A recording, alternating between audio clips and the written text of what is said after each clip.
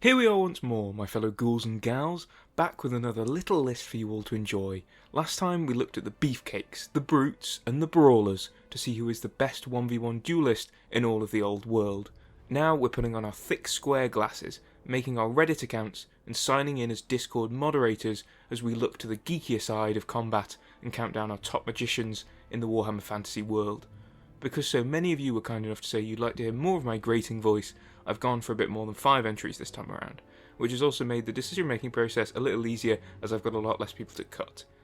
As was the case last time, we're going to set some ground rules first. Again, we're limiting ourselves to alive and active characters in 8th edition. That means no Kalidor Dragon Tamer and no Nagash. Moreover, we're again not including gods so we can dodge Tzeentch and other magical deities just wiping the floor with poor Brian the Hedge Wizard. Also, as one final thing, with every entry bar the top 4, I've been rather loose with my placements. So if you think number 6 can beat number 5, for example, that's perfectly fine, and a lot of the time my opinion on the best casters changes with whoever is most recent in my mind. With that out of the way though, let's begin. At the top of our list, or the bottom I suppose, is Balthazar Gelt. Old Gelty Pops is perhaps the finest Empire Mage that has ever lived. He shreds through his enemies with bolts of molten metal, or can turn entire armies to statues with his most powerful spell, Final Transmutation. He has turned what was initially seen as a secondary school of magic into perhaps one of the most dangerous winds when used in the right hands. Even off the battlefield, Gelt can make incredible use of his magical prowess, such as the time when he managed to stop 2 Empire states from warring by travelling to a keep and turning all of the Lord's wealth into lead before flying back out again. Our golden, eloquent hero might be one of the most based Warhammer Fantasy characters with skills that can pretty much put any human mage to shame, but we must remember that the old world is more than just the Empire, and even if our boy Balthazar is capable of feats that make even the strongest duelists on our previous list look like incels, compared to the titanic powers of the rest of this list, he still appears almost like an acolyte. This isn't really Balthazar's fault, as the Empire is young when it comes to learning proper magic, having really only stepped up from simple spells in the past few centuries. Balthazar as well has his tactical and sound mind, which can make him an unpredictably brilliant foe even when he might be slightly outmatched in terms of raw magical strength. However, overall I'm putting Gelt here as I think he does just get outmatched in terms of sheer spellcasting prowess. Falling right in front of Balthazar is the same bald bloke that ended the Golden Goat in the end times. That's right, I'm talking Manfred von Carstein. Vlad may be the supreme von Carstein, able to kick Manfred's behind in a duel with no issue, but we know that Manfred is superior when it comes to pure spellcasting. Without his powers, we wouldn't have seen Nagash rise again, and even though he might get made to look a bit of a punk at times, Manfred is still capable of raising incredible armies, challenging the world's greatest sorcerers, and being more than enough of a great spellcaster to earn his spot on the list.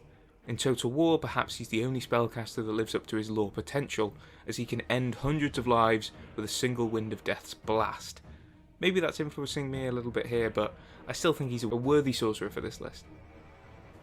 From the darkest, baldest bloke around, to the sunshine and fairies lady with a full head of hair, number 7 is Alarielle the Radiant. This was a tough one to decide on, as without her connection to the forests of Avalorn, the Everqueen is quite the wimp. But for the sake of this list, I've decided to give everyone the benefit of the doubt and say they're on their A game.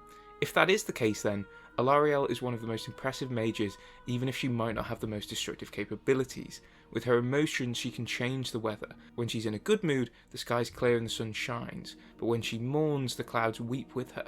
Alarielle can also summon the spirits of Avalorn to fight by her side in battle, and it is even said when at full power she can banish greater demons with ease. Again, she's not the most conventional fighter, but as a healer we can't disrespect her prowess, and when she does enter battle, she'll beat you without you even knowing it's happened. Her touch is said to remove all the taint of Chaos Corruption, rendering her basically a reverse Rathy, as she's not going to make you hers, but actually remove you of all influence. Alarielle is the representative of Isha on this mortal world, and so with such powers granted to her, there's no way she doesn't make this list. Continuing our hopping from light to dark, we next step to the holder of the world record for the longest emo phase, in Malakith. The edgy metal elf might be more of a fighter primarily, but he has studied the dark arts for millennia as well. Unlike Alarielle, he doesn't need some special woodlands or the world to be in a perfect state for him to be at full power. Instead, Malakith just feeds off of his anger, which is pretty easy to find when you've been burned so bad you need to live in a suit of armour for the rest of your incredibly long life. Malakith has managed to match and even got the better of Teclis in the past. If it wasn't for that pesky staff of Lalaeth, he would have won the day at the Battle of Phanuval Plain, and even after that, Malakith managed to survive in the Chaos Realms for an extended period of time, meaning he not only picked up some tricks from his time there, but also managed to fend off the hordes of demons that no doubt wanted his soul as their teddy bear. Malakith might want to be a brute force fighter, but to be honest, I think he's better off and much more deadly as a mage. Speaking of combining brute force and magical prowess, here we land on Durthu. One of the oldest creatures known to the setting, Durthu was once one of the great healers of the world and technicians in Athel-Loren, but after seeing so many of his friends and spirits of the woods fall around him, he's since taken up the sword. He still has some incredible magic capability, as he can crush his enemies under thick vines and blast them apart with bursts of life magic. As an elder of the forest as well, one of only 2 remaining mind you, Durthu has gathered the strength of all his fallen brothers, which could make him one of the most devastating spellcasters ever should he heal his weary heart. Like Alariel, Durthu is strong when it comes to healing, but unlike the Everqueen, he can also dish out some incredible traditional punishment with his unbound rage. Even when he only uses his magic to strengthen his body, Durthu can take on greater demons with ease. In the end times, his sacrifice brings Alariel to near godlike powers as well, just showing how formidable he really is. Even the big strong tree man has his match though, and like so many simps in the real world, there are many who would fall to the hag queen e-girl Rathy. From coating herself with enough disguising magic to promote her own L'Oreal campaign, to making even the most powerful of men fall under her influence, Rathy is a key player in the game. She can move kings like pawns for her own advantages. She is not just a player in the shadows though, and there is a reason she is feared by so many enemies of the Dark Elves and even the Druchii themselves. Through countless centuries of honing her gifts in dark magic and making pacts with powerful demons, she has made herself a mage that deserves to be considered among the most powerful in the world. She is said to be a match for the Lords of Change, Teclis, and even Nagash. These are some seriously impressive names, and even though we might not always put Rathy on the same pedestal as them, and because she's a villain she will often be thwarted more times than she's not, she still deserves to be considered within this list of top spellcasters. Alright, we're getting into the endgame now as we enter the top 3, and we really start to dig into the creme de la creme of the old world. Well, actually, our number 3 is not only a resident of that setting, but he's also around in 40k. Time does work weird in the Chaos Realm after all, and the 3rd most powerful spellcaster in Warhammer Fantasy to me is Kairos Fateweaver. Kairos, even more so than a good chunk of the other villainous characters on this list, often ends up defeated just to show how strong and epic our heroes are. However, we cannot deny one of Tzeentch's favourites a spot here. Already, being a Lord of Change is bound to put you within the top spellcasters of the world, but Kairos goes even further beyond that. After his creator stuck his head in the swirling horrors of the Well of Eternity, Kairos came out with 2 heads. One tells the truth, the other only lies. One can see the past and every action that has been, while the other perceives the future and every act that will be. On the field of magic, Kairos is unstoppable. He knows every spell in existence, meaning he's got counters on top of counters to everything other mages can throw at him.